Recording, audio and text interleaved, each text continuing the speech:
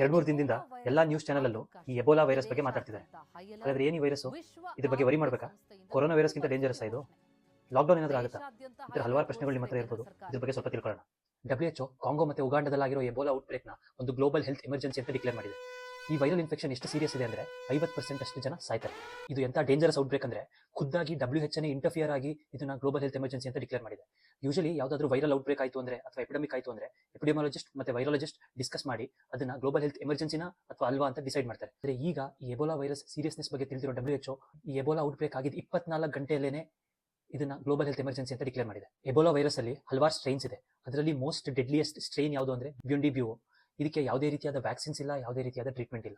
ಈ ಔಟ್ಬ್ರೇಕ್ ಆದಾಗಿಂದ 550ಕ್ಕೂ ಹೆಚ್ಚು ಜನ ಸಸ್ಪೆಕ್ಟೆಡ್ ಕೇಸಸ್ ಇದ್ದಾರೆ ಮತ್ತು 150ಕ್ಕೂ ಹೆಚ್ಚು ಜನ ಸತ್ತಿದ್ದಾರೆ. ಈಗ ಇದು ಸದ್ಯ ಆಫ್ರಿಕಾದಲ್ಲಿ ಕಾಣಿಸ್ಕೊಳ್ತಿದೆ. ಹಾಗೆ ಈ ವೈರಲ್ ಇನ್ಫೆಕ್ಷನ್ ಆದ್ಮೇಲೆ 21 ದಿನದವರೆಗೂ ಸಿಂಪ್ಟಮ್ಸ್ ಇಲ್ಲದೇ ಇರಬಹುದು, ಅಥವಾ ಜ್ವರ, ಮೈಕೈ ನೋವು, ಸುಸ್ತು ಈ ತರ ಸಿಂಪ್ಟಮ್ಸ್ ಇರಬಹುದು. ಆದ್ರೆ ಯಾವ ಟೈಮಲ್ಲಿ ಬೇಕಾದ್ರೂ ಇದು ನಮ್ಮ ರಕ್ತನಾಳಗಳು ಅಥವಾ ಬ್ಲಡ್ ವೆಸಲ್ಸ್ ಮೇಲೆ ಸಿವಿಯರ್ ಆಗಿ ಡ್ಯಾಮೇಜ್ ಮಾಡಬಹುದು. ಇದರಿಂದ ಬ್ಲೀಡಿಂಗ್ ರಿಸ್ಕ್ ಜಾಸ್ತಿ ಆಗುತ್ತೆ ಮತ್ತು ಮಲ್ಟಿ ಆರ್ಗನ್ ಡಿಸ್ಫಂಕ್ಷನ್ ಅಥವಾ ಬಹು ಅಂಗಾಂಗ ವೈಫಲ್ಯ ಆಗಿ ಪೇಷಂಟ್ ಸಾಯ್ತಾನೆ.